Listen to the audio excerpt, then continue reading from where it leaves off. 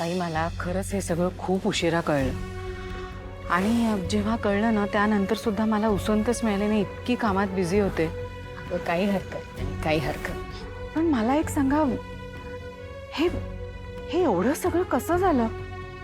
नाही, पोलिसांनी काही निदान केला का? काही कळलं का त्यांना? अजून ठोस असं काहीच कळलं नाहीये.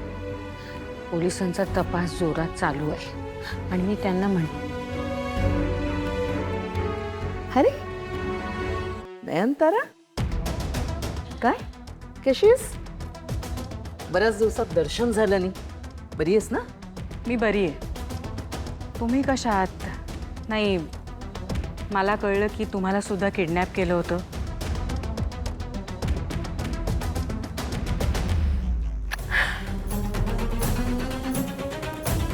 नको त्या आठवणी, नको वाटतात ग ह्या असल्या आठवणी. आणि माझं सोड ग, पण त्याने माझ्या दादाची जी काही अवस्था करून ठेवली आहे ना, पावत नाहीये.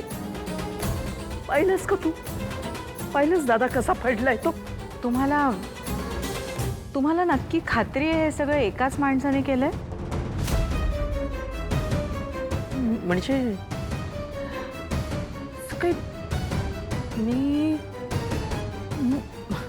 मी कशी काय खात्री करणार?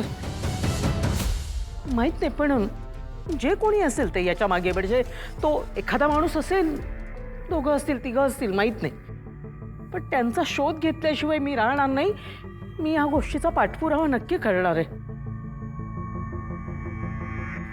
तुम्ही हे सगळं नीट पोलिसांना सांगितलंय ना?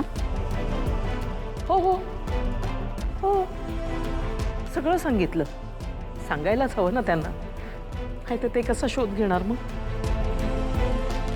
हे नयनतारा आज माझी काही झडती घ्यायला आली आहे की काय? नाही, अगदी पोलिसांसारखी माझी कसून चौकशी करते. एक मिनिट.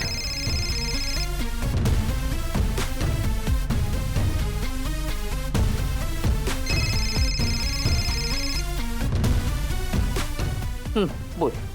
ग्रॅनियाची हॅलो, ऐक, मी या कमळीला ना मारून टाकणार. या गावछपच्या डोक्यात अशी दगड टाकून ना तिचा गेम आज ओव्हर करते बघ. माझ्या रेशला कामाला लावलंय तिने, कामाला. आणि रेश इनोसेंट आहे ग, त्याला काही कळत नाहीये. पण मी सांगायला गेली की काय बोलतो, जा इथून निघून जा. काय झालं? काय झालं? काय झालंय? मी सांगत होते ना, मी बोलत होते, पण बिलीव्ह नव्हतं करायचं. रिश इथे चालाय गावछाप सोबत तिच्या गावाला. आणि नुसतं आला नाहीये, तिच्यासारखा गावछाप पण बनवून गेलाय. तिच्यासारखी कामं करतोय, तिच्यासारखेच काहीतरी घाणेरडे क्लोथ्स घातलेत त्याने. आणि एवढंच नाही, इथे ना घाणेरड्या तबेल्यातही राहतोय. आणि आणि तर स्मेली आहे ग. बरं बरं बरं, मला जरा सगळं डिटेलमध्ये सांगशील का? सांगते, ऐक.